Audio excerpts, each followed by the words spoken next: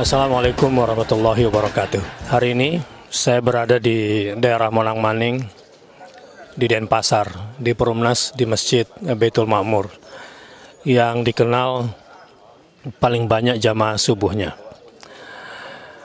Berbicara jamaah subuh, yang kalau Ramadan jumlah mereka sampai 1.700 orang, 700 bapak-bapak di atas dan 1.000 ibu-ibu di bawah. Kali ini sekitar 1.000 jamaah yang setiap hari salat subuh di sini. Ini bukan sebuah gejala karena mereka minoritas di Denpasar, bukan. Bicara masalah sholat subuh berjamaah adalah berbicara hidayah. Ini adalah hidayah yang Allah berikan kepada orang-orang beriman di Denpasar ini. Tentu menurut pendapat saya, mungkin karena pada mereka ada kesiapan menerimanya, ada upaya untuk menjalankan syariatnya. Kelebihan orang-orang di Bali, di Denpasar khususnya, saya katakan, ketika mereka keluar rumah, yang difikirkan adalah ketika mencari makan, yang pertama bukan enak dan tidak enak, tapi halal dan haram.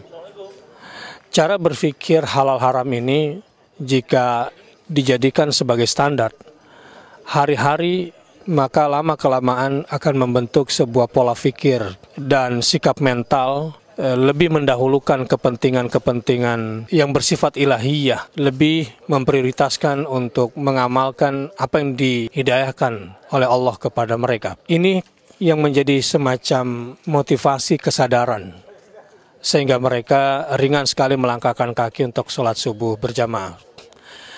Tentu ada faktor budaya, di mana bisa saja minoritas mereka menjadi pemantik untuk saling dekat dan bersaudara dan bertemu.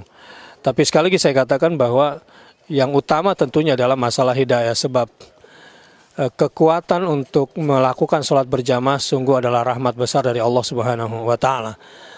Ini sekaligus juga mengindikasikan menurut saya bahwa geliat Islam di Bali yang rahmatan lil alamin, yang sudah terbiasa dengan perbedaan-perbedaan, menjadi bentuk pola beragama yang cerdas dibanding daerah-daerah lain di Indonesia yang muslimnya adalah mayoritas. Di sini muslim minoritas, tetapi mereka begitu cerdas dan mereka mengekspresikan bentuknya sebagai minoritas dalam bentuk kesamaan dan keselarasan dalam melaksanakan nilai-nilai Islam yang mereka lakukan. Dan mudah-mudahan ini menjadi salah satu indikator bahwa Muslim di Bali akan menjadi jendela Islam Indonesia untuk dunia. Semoga. Betapa hebatnya barisan umat Islam di Bali ini. Kalau sistem sosial sholat, sistem kejamaah sholat, kita terapkan di luar sholat. Taat kepada pemimpin karena Allah, pasti akan diturunkan rahmatnya oleh Allah Subhanahu wa Ta'ala.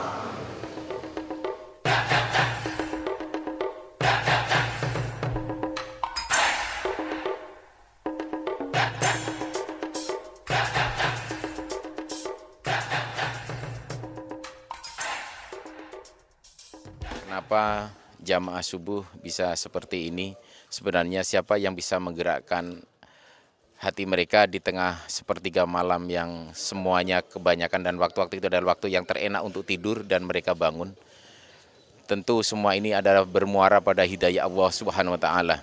Dan kami sebagai pengurus masjid, tentu hidayah ini tidak datang dengan sendirinya. Ada ikhtiar-ikhtiar pendahulu yang harus dilakukan. Salah satu adalah Masjid Baitul Ma'mur mencoba memberikan pelayanan terbaiknya. Salah satunya adalah dengan membuat data jamaah. Kemudian dari data jamaah itu kita bisa melakukan banyak hal.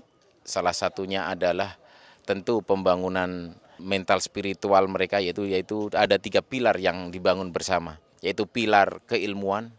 Dengan ilmunya dia semakin taat dan takwa kepada Allah Subhanahu wa Ta'ala. Kemudian yang kedua, tentu pilar ekonomi tidak kalah pentingnya, dan ini harus segaris horizontal. Dan dengan ekonominya yang baik tentu membuat mereka tergugah untuk semakin dekat juga dengan Allah.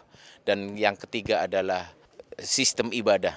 dengan keilmuan, ekonomi, dan pilar ibadah ini yang tiga-tiganya kita berusaha untuk membangun secara simultan dan bersamaan terintegrit, insya Allah kami berharap kedepannya bukan yang ini tentu masih sangat jauh dari memuaskan, akan lebih memuaskan dan lebih maju bahwa peradaban bangsa ini, peradaban umat ini akan muncul dan mulai dari masjid sebagaimana yang dicontohkan oleh Rasulullah SAW.